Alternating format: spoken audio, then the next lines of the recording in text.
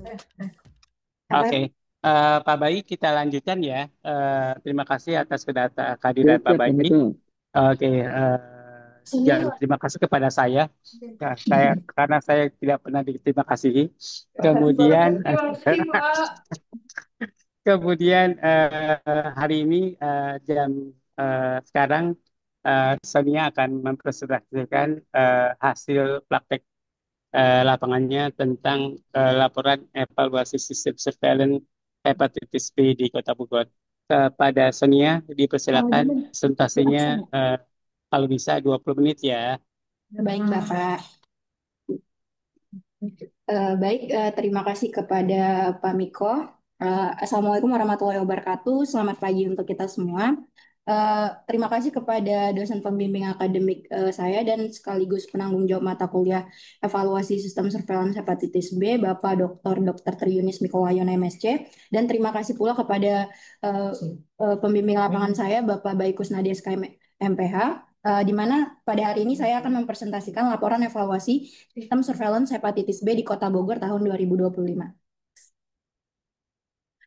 Adapun outline dari laporan saya, yang pertama adalah latar belakang, yang kedua tinjauan pustaka, yang ketiga kerangka konsep dan definisi operasional, yang keempat metodologi, yang kelima hasil evaluasi dan pembahasan, dan keenam kesimpulan dan saran.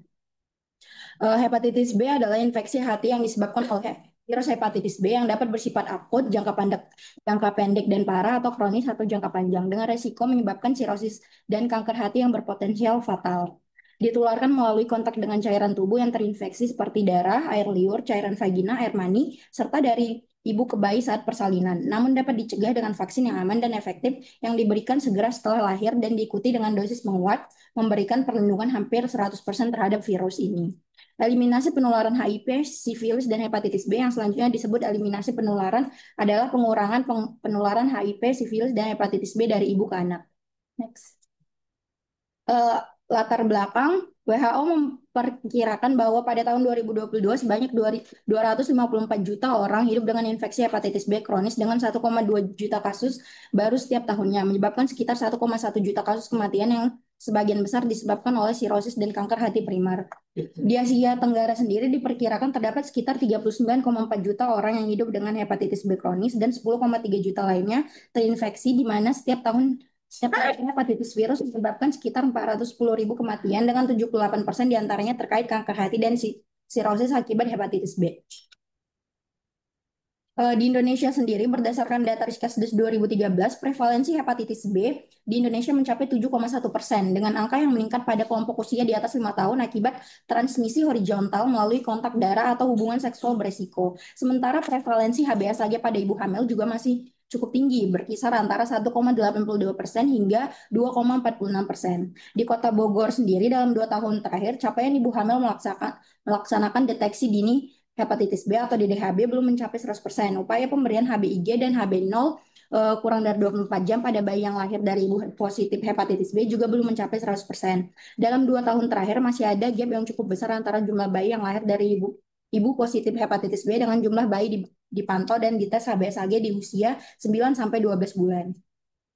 Surveillance hepatitis B adalah kegiatan pengamatan yang dilakukan secara terus-menerus dan sistematis terhadap kejadian dan distribusi penyakit virus hepatitis B serta faktor-faktor yang mempengaruhinya. Surveillance hepatitis B bertujuan untuk mendapatkan informasi tentang pencapaian target indikator hepatitis B yang diperoleh dari pengumpulan data rutin. Selain itu, surveillance juga dilakukan melalui pengumpulan data survei.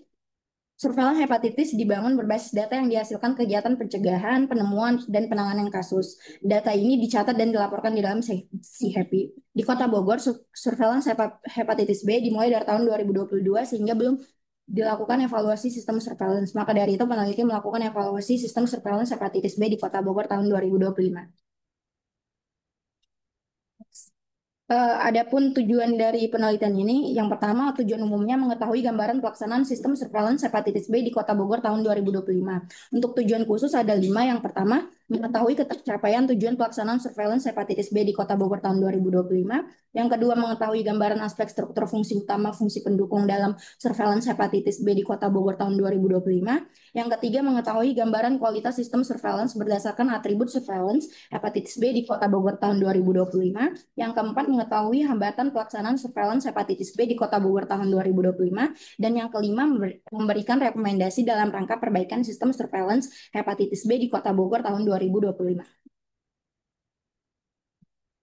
Adapun manfaat dari evaluasi sistem surveillance ini bagi mahasiswa meningkatkan pengalaman dan menambah wawasan dalam pengaplikasian ilmu evaluasi sistem surveillance kesehatan di lapangan secara langsung bagi Dinas Kesehatan Kota Bogor. Hasil evaluasi yang diberikan dapat dijadikan sebagai bahan acuan dalam perencanaan program kesehatan Dinas Kesehatan Kota Bogor.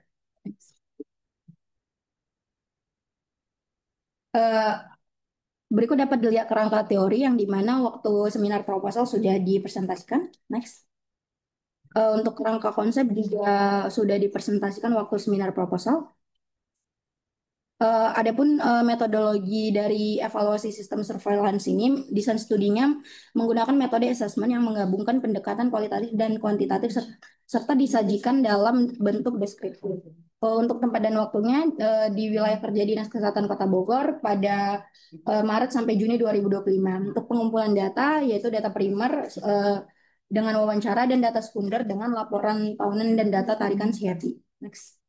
Untuk populasi dan sampel, di sini populasinya itu puskesmas, rumah sakit, dan dinas kesehatan. Dan sampel yang terpilih yaitu 6 puskesmas, 4 rumah sakit, dan 1 pemegang program hepatitis B Dinas Kesehatan Kota Bogor. Next. Berikut kerangka kerjanya dan rencana kegiatan. Nah, untuk hasil, di sini terlihat capaian indikator kinerja dari hepatitis B yang dimana di tahun 2025 ini yang targetnya 33,3%, semua indikator tercapai. Yang adapun indikator pertama yaitu persentase kota yang melaksanakan deteksi dini hepatitis B pada ibu hamil, persentase bayi lahir dari ibu HBsAg reaktif mendapatkan HbIg kurang dari 24 jam, persentase bayi yang dapat imunisasi HB0 kurang dari 24 jam, persentase bayi mendapatkan imunisasi hepatitis B lengkap, persentase HBsAg dan anti HBs bayi dari ibu HBsAg positif pada usia 9 sampai 12 bulan. Dan yang terakhir persentase ibu HBsAg yang mendapatkan layanan konfirmasi diagnosis dan pengobatan hepatitis B di FKRTL. Next. Selanjutnya untuk struktur surveillance hepatitis B untuk legal aspek, di mana di sini ada beberapa aspek dan berdasarkan wawancara dengan 11 pemegang program hepatitis B di puskesmas, rumah sakit, dan dinas kesehatan, semua responden tahu tentang peraturan hepatitis B. Next. Berikut adalah koordinasi jejaring kerja dan kemitraan hepatitis B di Kota Bogor, di mana di sini terlihat Dinas Kesehatan itu mempunyai jejaring puskesmas, rumah sakit, dan lapas kalau di Kota Bogor. Untuk puskesmas sendiri itu memiliki jejaring bidan praktik mandiri, klinik, dan dokter praktik mandiri, serta dinas kesehatan. Untuk rumah sakit itu hanya ke dinas kesehatan dan lapas hanya ke dinas kesehatan. Next. Untuk pelaksana dan stakeholder di Dinas Kesehatan Kota Bogor itu dilakukan oleh 1 kepala bidang, 1 tim, dan 1 orang pelaksana. Untuk di puskesmas itu ada 1 orang pemegang program hepatitis B, seperti bidan atau perawat yang biasa untuk mendeteksi hepatitis B. Dan untuk di rumah sakit itu dilakukan oleh tim, yaitu ada 1 kepala tim hepatitis B dan 1 pemegang program hepatitis B. Semua responden memiliki pelaksana surveillance hepatitis B setiap level fasilitas pelayanan kesehatan di Kota Bogor. Untuk deteksi dini kasus hepatitis B, di mana kalau di level puskesmas itu yang melaksanakan deteksi dini hepatitis B itu ada bidan, perawat, dan dokter. Di rumah sakit itu ada dokter dan konfirmasi laboratorium rumah sakit, dan dinas kesehatan itu pemegang program hepatitis B. Sedangkan untuk aspek pencatatan faktor risiko hepatitis B itu untuk level puskesmas, rumah sakit, dan dinas kesehatan itu tidak dilakukan. Target deteksi dini hepatitis B untuk tingkat puskesmas itu targetnya adalah ibu hamil, untuk rumah sakit itu ibu hamil dan populasi beresiko, di mana populasi beresiko di sini adalah ada beberapa kriteria. Yang pertama, pernah reaktif atau positif HBsAg. Yang kedua, memiliki anggota keluarga inti sedarah mengidap hepatitis B. Yang ketiga, melakukan hubungan seks tanpa pengaman dengan pasangan yang tidak diketahui mengidap hepatitis B. Yang ketiga, riwayat menerima transfusi darah. Yang kelima, menjalani riwayat cuci darah atau hemodialisa. Dan yang terakhir, dan yang keenam, pengguna riwayat eh, nabja suntik dan status HIV positif. Eh, di tahun 2025 di bulan Februari mulai berlaku CKG, cek kesehatan gratis, yang dimana di dalam CKG itu ada pemeriksaan deteksi dini hepatitis B. Tapi untuk deteksi dini hepatitis B ini baru dijalankan, sehingga untuk data kasus hepatitis B-nya belum terdeteksi oleh Dinas Kesehatan. Untuk pencatatan dan pelaporan kasus, untuk hepatitis B ini sendiri itu pencatatan dan pelaporan kasusnya dilakukan di aplikasi yang bernama SiHappy. SiHappy itu adalah sistem informasi hepatitis dan infeksi saluran pencernaan yang diluncurkan oleh Kementerian Kesehatan Republik Indonesia. Aplikasi SiHappy merupakan bagian dari rangkaian program pemberantasan penyakit hepatitis dan penyakit infeksi saluran pencernaan yang bertujuan untuk mendukung sistem pencatatan dan pelaporan yang baik dan akuntabel agar dapat membantu dalam memonitoring capaian target pemeriksaan deteksi dini hepatitis B, terutama untuk ibu hamil. Untuk si Happy sendiri di Kota Bogor itu, jadi di setiap level fasilitas kesehatan itu memiliki akun si Happy sendiri. Seperti puskesmas itu, setiap puskesmas memiliki akun si Happy sendiri. Setiap rumah sakit memiliki akun si Happy sendiri. Dan kebetulan di Kota Bogor itu ada lapas, dan di lapas juga memiliki akun si Happy sendiri, dan Dinas Kesehatan Kota juga memiliki akun si Happy sendiri. Oleh sebab itu, maka semua responden yang diwawancara memiliki akun si Happy. Nah, di si Happy ini terdapat dua form yang diisi, yaitu form 3E2 itu khusus buat ibu hamil. Jadi jika ada ibu hamil yang reaktif, isi formnya itu di form 3E2, sedangkan untuk populasi beresiko formnya itu BR2. Adapun alur pelaporan kasus hepatitis B yaitu dari jejaring ke puskesmas, dan puskesmas rumah sakit ke Dinas Kesehatan Kota, dari Dinas Kesehatan Kota ke Dinas Kesehatan Provinsi. Next. Yang kemudian adalah analisis dan interpretasi data. Dari 6 puskesmas yang diwawancarai, 5 puskesmas mengatakan sudah menganalisis data hepatitis B secara deskriptif berdasarkan variabel orang, waktu, dan tempat. Untuk rumah sakit belum ada dilakukan analisis data hepatitis B di rumah sakit. Dan di level Dinas Kesehatan menganalisis data hepatitis B secara deskriptif berdasarkan variabel orang, tempat, dan waktu. Adapun alasan tidak menganalisis data hepatitis B, yang pertama, semua pemegang program hepatitis B rangkap jabatan. Jadi mereka mempunyai lebih dari satu jabatan sehingga tidak cukup waktunya untuk menganalisis. Yang kedua, mereka juga mengatakan bahwa fokus utamanya hanya melakukan pencatatan dan pelaporan kasus. Next. Selanjutnya untuk diseminasi pada surveillance hepatitis B dilakukan oleh puskesmas, rumah sakit, lapas, dan jejaring puskesmas. Diseminasi informasi hanya berupa penyampaian data agregat kasus saja yang disampaikan secara langsung saat pertemuan berupa laporan dan presentasi. Diseminasi hanya dilakukan antar fasilitas kesehatan, tidak melakukan diseminasi kepada fasilitas non-kesehatan. Selanjutnya adalah respon atau tata laksana dan umpan balik. Ibu hamil dengan hasil pemeriksaan HBsAg reaktif di FKTP akan dirujuk ke FKRTL untuk konfirmasi diagnosis dan pengobatan sesuai PNPK hepatitis B. Persalinan dapat dilakukan di puskesmas bila tidak ada penyulit sesuai kompetensi puskesmas. Hasil pemeriksaan diagnostik lanjutan, terapi, dan rekomendasi tim ahli FKRTL diinformasikan ke FKTP yang merujuk sebagai umpan balik. Bayi yang dilahirkan dari ibu dengan HBsAg reaktif diberikan antibodi hepatitis B atau HBIG, vitamin K, dan vaksinasi hepatitis B hari 0 atau HB0 dalam waktu 24 jam setelah kelahiran. Diikuti vaksinasi hepatitis B yang 3 dosis, HB1, HB2, dan HB3. Sesuai jadwal program imunisasi nasional, pemeriksaan HBsAg dan nanti HBs dilakukan pada saat bayi berusia 9-12 bulan. Dinas Kesehatan rutin mengirimkan umpan balik kepada puskesmas dan rumah sakit setiap bulan. 6 puskesmas yang diwawancarai mengirimkan umpan balik kepada jejaring rutin setiap bulan. Rumah sakit tidak mengirimkan umpan balik karena tidak memiliki jejaring di bawahnya. Untuk selanjutnya fungsi pendukung, pedoman dan pelatihan. Semua responden yang diwawancarai mengetahui pedoman manajemen program hepatitis B dan C yang diterbitkan oleh Kementerian Kesehatan tahun 2023. Berdasarkan hasil wawancara dengan pemegang program hepatitis B, puskesmas dan rumah sakit, diperoleh informasi bahwa responden sudah mengikuti peningkatan kapasitas petugas pemegang program hepatitis B, baik melalui sosialisasi, workshop, maupun pelatihan yang berkaitan dengan tata cara pelaksanaan surveillance hepatitis B. Berdasarkan hasil wawancara pada pemegang program hepatitis B Dinas Kesehatan, untuk surveillance program hepatitis B, semua pemegang program sudah diberikan pelatihan untuk mencatat dan melaporkan kasus hepatitis B melalui SHEPI. Tetapi belum ada pelatihan khusus tentang hepatitis B di wilayah Kota Bogor.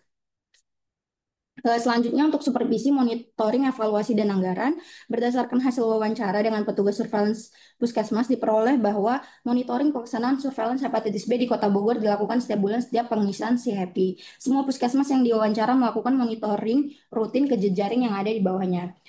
Evaluasi dilakukan oleh Dinas Kesehatan Kota Bogor kepada puskesmas dan rumah sakit dilakukan 2 kali dalam setahun, yang biasanya dilakukan bersama dengan kegiatan bimbingan teknis. Dari hasil wawancara kepada 6 puskesmas, dapat diketahui 100% anggaran surveillance hepatitis B bersumber pada dana bantuan operasional kesehatan atau BOK dan APBD Kota Bogor. Berikut adalah fungsi pendukung untuk sumber daya manusia yang dimana kita lihat di sini. Untuk pemegang program itu yang sudah diwawancarai didominasi oleh responden berusia di atas 30 tahun. Semua pemegang program hepatitis B berjenis kelamin perempuan. Semua responden pemegang program hepatitis B melakukan rangkap jabatan. Responden yang diwawancarai didominasi dengan pendidikan terakhir D3 dan D4, dan masa jabatan responden yang sudah diwawancarai memiliki masa jabatan kurang dari 1 tahun. Selanjutnya untuk atribut surveillance kesederhanaan, berdasarkan grafik di atas dapat diketahui bahwa level dinas kesehatan, puskesmas, dan RS secara keseluruhan mudah memahami DO dan tata laksana kasus hepatitis B. Walaupun pada tingkat puskesmas tidak dilakukan tata laksana, tetapi pengelola surveillance hepatitis B akan merujuk ibu hamil reaktif hepatitis B dan populasi beresiko yang reaktif hepatitis B untuk mendapatkan tata laksana kasus hepatitis B. Untuk rumah sakit, setiap pasien yang reaktif hepatitis B akan diperiksa kembali HBV DNA untuk memastikan jumlah virus yang ada dan kemudian diberikan pengobatan yang sesuai dengan tingkat keparahan pada hati. Next. Untuk kelengkapan laporan, di mana di sini berdasarkan kriteria yang 2 form yang ada di aplikasi CFB, yaitu form 3E, formulir hepatitis B pada ibu hamil, dan BR2, formulir hepatitis B pada populasi beresiko.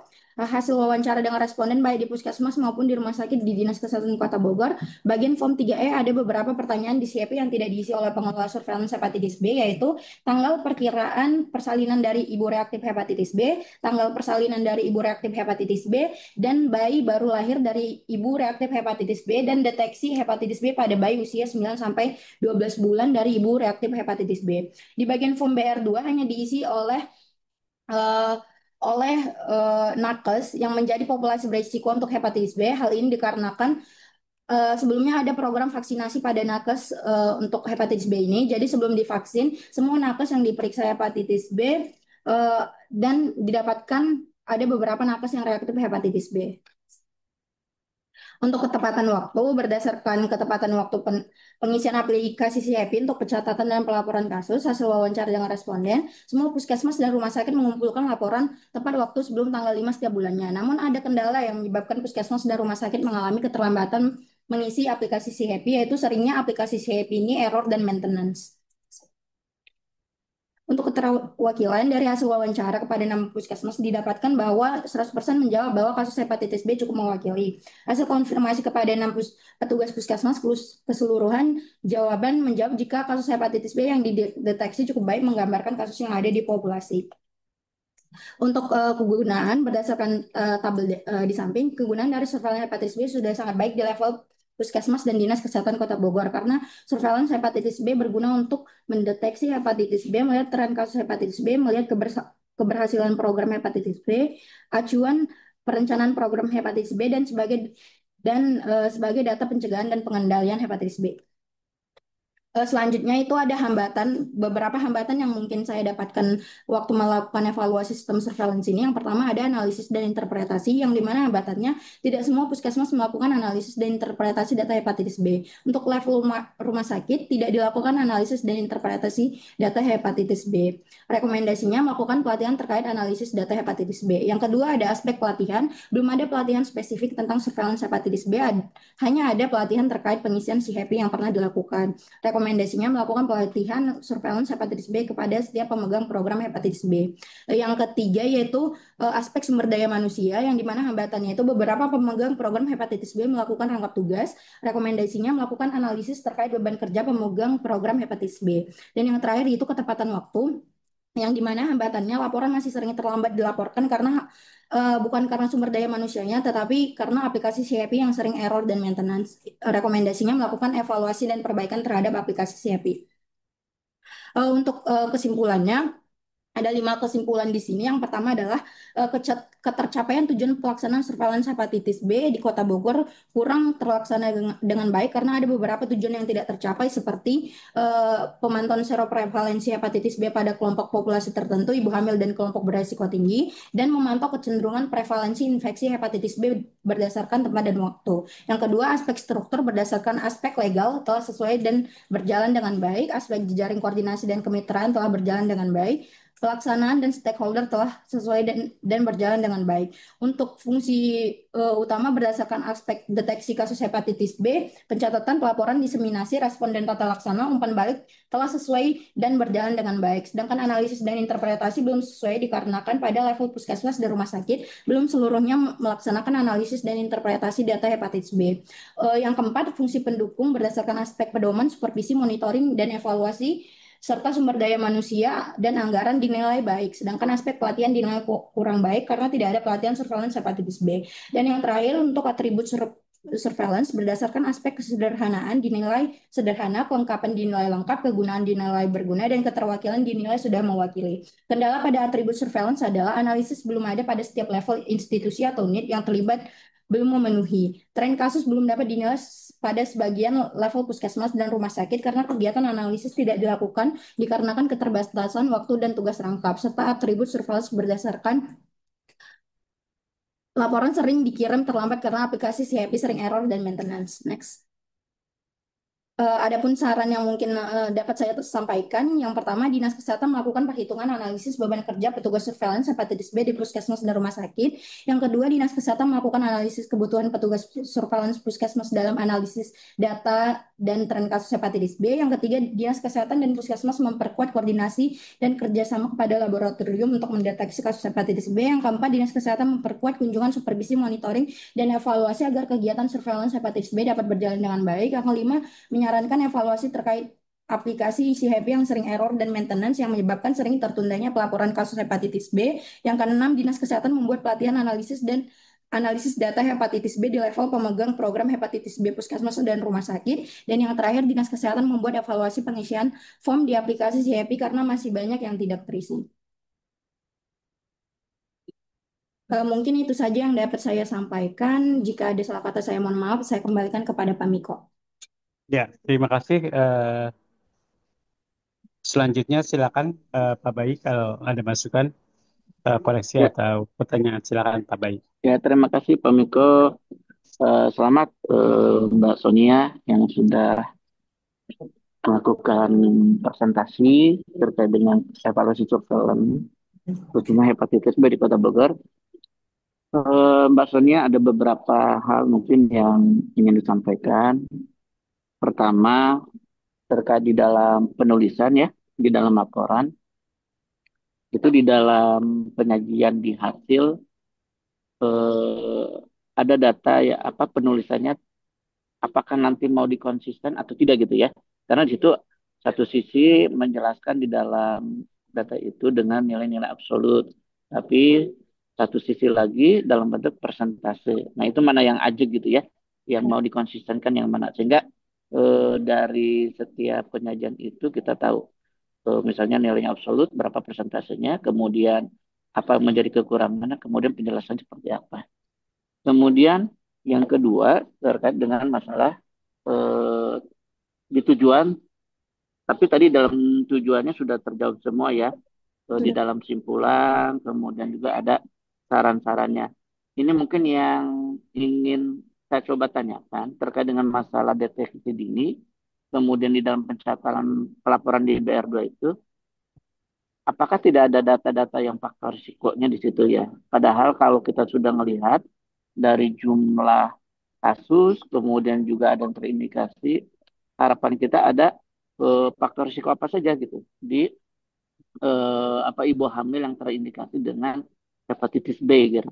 Karena kita di Kota Bogor ini bukan merupakan suatu daerah endemis hepatitis B ya. Jadi ingin sekali tuh ada informasi-informasi itu yang kita coba gali terkait dengan faktor risiko di hepatitis B-nya. Kemudian selanjutnya terkait dengan masalah pelaporan, memang untuk pelaporan ini keterkaitan dengan masalah beban kerja ya, Mbak Sonia. Cuma mungkin di dalam sarannya kita ada pendelegasian, ada fungsi yang memang menjadi kewenangan langsung dari apa dinas kesehatan, ada juga kewenangan yang langsung dari rumah sakit, gitu ya. Jadi harus dipisahkan di dalam sarannya. Kemudian di dalam apa saran pun untuk apa di BR2 ya, tapi BR2 tadi udah disampaikan ya. Kemudian penurunan Kota Bogor, sampel laporan. Ya, itu aja mungkin Pak Meko yang Ya, ingin saya sampaikan. Tapi mungkin punten di dalam penegasan untuk apa saran itu kan kita karena ini kesulitan di dalam proses input data, kemudian jadi banyak juga error. Ya. Akhirnya kan ini menjadi beban kerja karena kan banyak petugas yang double. Setidaknya mungkin di dalam saran itu, kalau kita harus melakukan analisis kebutuhan beban kerja kan ini prosesnya cukup lama, sehingga saran yang mungkin ya bisa dimungkinkan dan visible itu bagaimana mereka mencoba apa men-setting gitu proses menginputan dari data-data tersebut. Apakah misalnya 1 hari setelah itu atau 2 hari atau dari kebijakan dari kepala puskesmas atau juga dari direktur rumah sakit ada hari tertentu yang bisa dikhususkan untuk melakukan proses input terkait dengan data hepatitis B. Demikian Pak, terima kasih. Assalamualaikum warahmatullahi wabarakatuh. ya, terima kasih Pak Bai. Silakan direspon. Eh, Eh, Baik Bapak, terima kasih Pak Bayu untuk pertanyaan dan sarannya. Mungkin saya izin merespon Bapak. Yang pertama tadi ada penulisan itu nanti mau dijadikan absolut atau persentase. Mungkin itu nanti bakal saya perbaiki Bapak. Mungkin saya akan memakai angka persentase karena menurut saya lebih bagus gitu kalau kita memakai persentase gitu.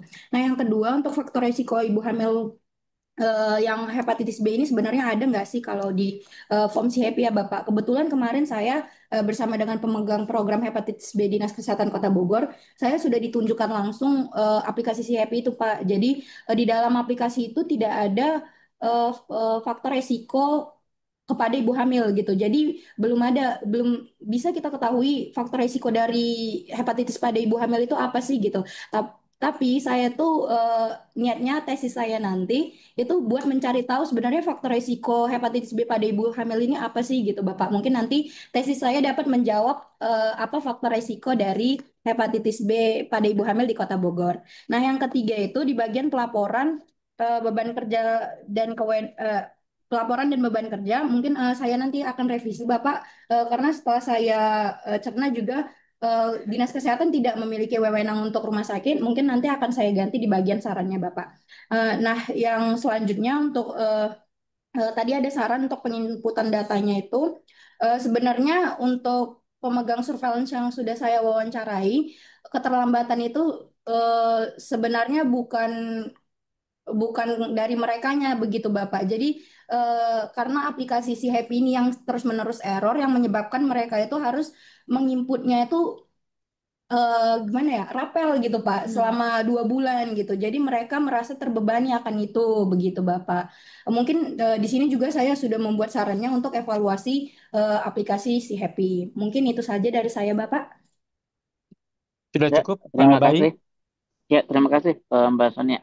Makasih Pak Oke. Miko, cukup. Ya, oke. Kemudian selanjutnya dari pembimbing akademik saya sendiri ya, Sonia. Kemudian kalau dari saya sendiri, sebenarnya hepatitis secara keseluruhan akan dilakukan combating besar-besaran atau perang besar-besaran pada saat sebelum pandemik ya, pandemik tahun 2019.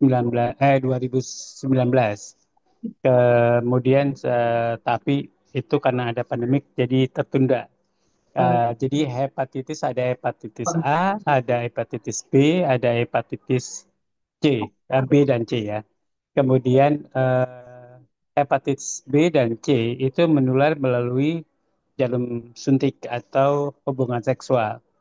Kalau hepatitis A melalui makanan. Jadi menurut saya hepatitis C dan B pasti daerah endemiknya di mana daerah endemik itu eh, eh, mungkin ada pengguna narkoba yang banyak atau hubungan bebas masyarakatnya seperti di Papua. Ya di Papua menurut saya itu daerah endemis HIV akan menjadi daerah endemis hepatitis B dan C otomatis secara teori ya. Karena sebenarnya kalau HIV-nya tinggi, hepatitis B dan C-nya juga akan tinggi ya. Itu akan ikutan saja gitu. Di survei biologis SIV itu sudah ada angka-angkanya, maka mungkin Sonia akan mencatat berapa prevalence hepatitis B di Indonesia di kalangan di kalangan eh, iya, orang risiko tinggi atau orang yang berperilaku risiko tinggi, kemudian di kalangan ibu hamil, kemudian di kalangan anak-anak balita. Jadi sebenarnya anak-anak yang ibu hamilnya kena hepatitis B, anak-anaknya kena hepatitis B atau C juga. Jadi mungkin di Indonesia yang pada anak-anak kecil itu survei-surveinya kurang, tapi surveinya ada kecil-kecil gitu. Kalau tapi pada Presti risiko tinggi dan atau populasi kunci itu ada di survei biologis.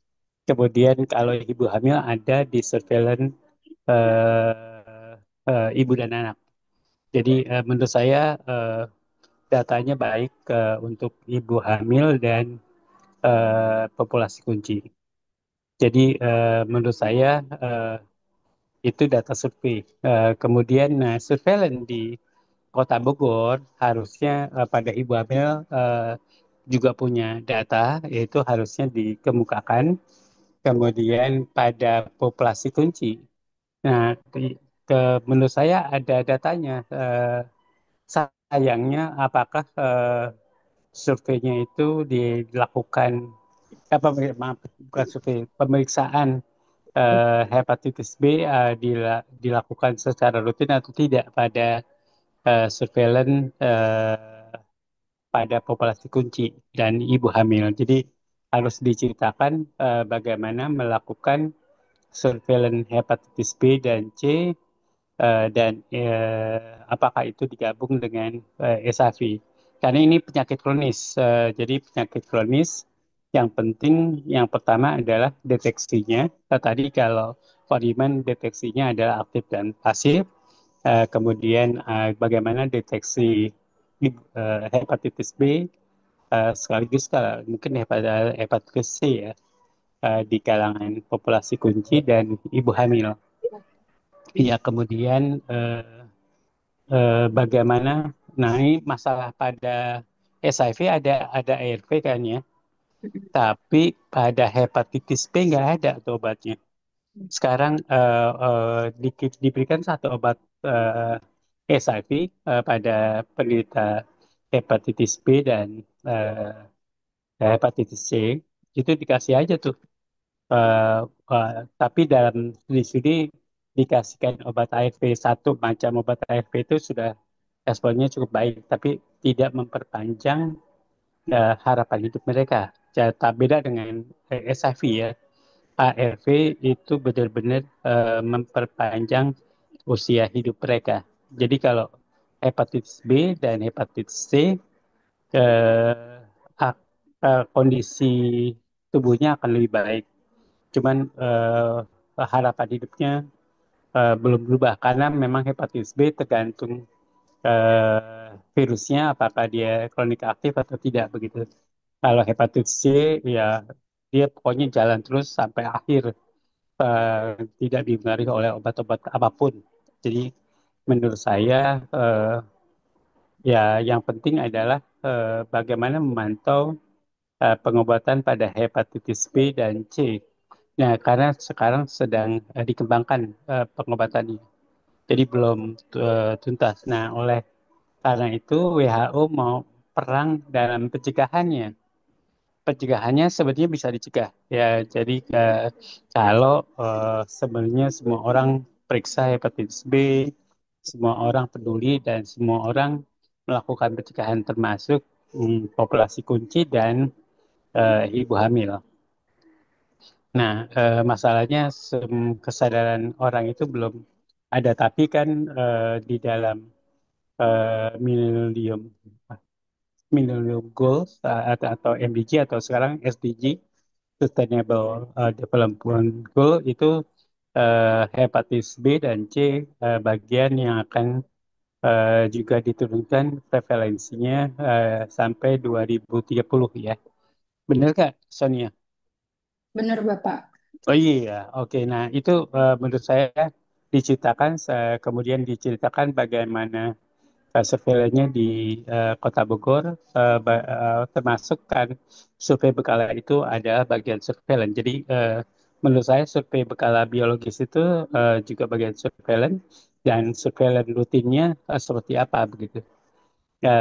Surveilan rutinnya apakah di kalangan ibu hamil jalan, apakah di kalangan populasi kunci jalan. Jadi menurut saya di Kota Bogor, saya tadi dengar presentasi dari eh, Sonia, bingung saya. Ini di kalangan ibu hamil atau di kalangan populasi kunci? Sonia, pertanyaannya. Yang Ah, mana tuh? baik, Bapak.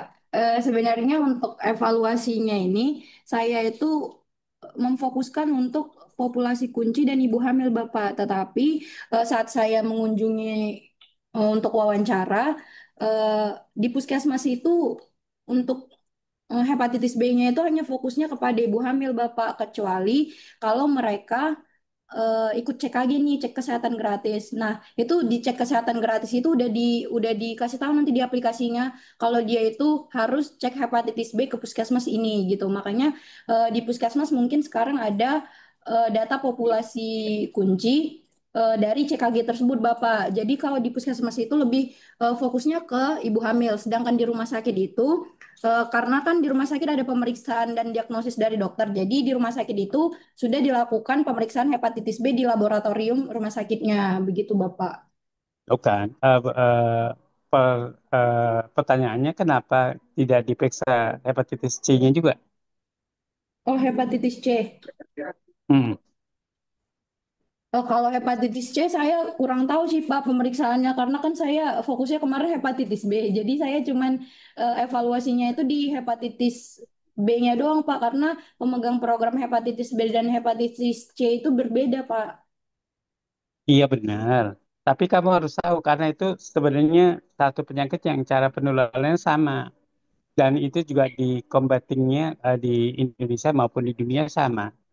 Jadi menurut saya kamu nggak boleh mengatakan saya nggak tahu Pak karena itu bukan concern saya. Jadi kalau begitu semua orang dan mengabaikan bagaimana cara prevensi atau pencegahan baik itu hepatitis B dan C. Sebenarnya cara pencegahannya sama, dua penyakit itu, cuman pengobatannya beda. Jadi obat ARV yang diberikan pada hepatitis C sedikit beda, ada yang sama dan beda begitu. Jadi tergantung pada assessment pada hepatitisnya pada dokternya. Jadi menurut saya kamu harus tahu situasi sebenarnya, kemudian, nah kalau itu dilakukan surveillance, hepatitis B dan C harusnya satu orang ya, jadi jangan jangan terpisah. Itu kan orang STD dua-duanya, harusnya ya, bukan orang bukan hepatitis A, itu orang diare begitu yang melakukan hepatitis A. Jadi menurut saya seharusnya berbeda. Seharusnya tidak berbeda. Pak Bayi emang dibedakan nih ya di dinas antara hepatitis B dan C. Kalau untuk saat ini kan kita udah ada program triple eliminasi ya, Pak Hmm, Miko. Nah, triple eliminasi ini kan satu kita ke hepatitis B, B, kemudian juga HIV dan mm, syphilis ya. iya, kemudian HIV sama dengan IMS. Jadi itu yang kita coba dorong untuk sekarang itu bagaimana teman-teman di pasien case itu untuk bisa melakukan peningkatan pemeriksaan di tiga poin tadi. Kan termasuk bahwa ibu hamil itu juga menjadi populasi kunci ya, Pak Iya, Miko ya.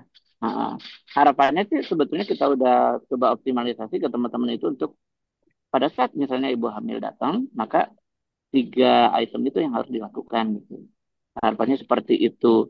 Cuma memang terkadang masih ada beberapa kendala gitu pada saat melakukan pemeriksaan. Misalnya karena ketidakinginannya dari ibu hamilnya gitu pada saat diperiksa hepatitis B, kemudian apa ke hepatitis C-nya atau ke HIV-nya enggak gitu. Tapi ini sedang kita coba terus-terusan Pak Miko. yep, Eh, Makanya kami mencoba apa, melakukan pertemuan, gitu. Pertemuan antara penanggung jawab HIV, kemudian penjawab hepatitis itu untuk duduk bersama, kemudian juga untuk program kesehatan ibu dan anak dengan Kesmas itu kita duduk bersama gitu, supaya clear mulai dari datanya, kemudian mulai dari pelayanan. Demikian Pak Miko. iya, terima kasih.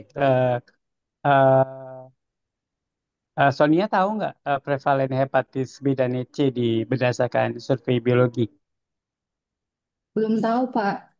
Ya, eh, kalau menurut saya sekarang prevalensi prevalensinya di kalangan ibu hamil, di kalangan populasi kunci itu tinggian hepatitis C. Kemudian di ibu hamil tinggian hepatitis B. Ya, jadi menurut saya kamu harus baca. Kemudian karena memang kalau hepatitis B kita pun masih punya senjata vaksinasi hepatitis B ya. Kalau hepatitis C belum punya senjata sama sekali. Jadi itu hanya obat HIV yang diberikan untuk meringankan penderitaan kalau sakit ya. Kalau nggak sakit nggak apa-apa. Menurut saya ya harus diketahui jangan sampai nanti kita kalau kayak kata Pak Bayi kan karena tipe eliminasi, tipe eliminasi memang Spilis sudah juga banyak prevalensinya, kemudian HIV juga banyak, kemudian hepatitis C banyak. Jadi disatukan. Sayang, hepatitis B. Hepatitis C sayangnya ketinggalan. Kalau itu ditinggalin sama aja, karena prevalennya banyak. Eh, jadi menurut saya di SDG itu menurunkan hepatitis B dan C. Jadi menurut saya Indonesia jangan sampai hanya concern pada hepatitis B saja. Oke, jadi saya nggak tahu kebijakannya kenapa ditinggalin hepatitis C. Saya akan cari literaturnya dulu ya, kenapa ditinggalin di Indonesia.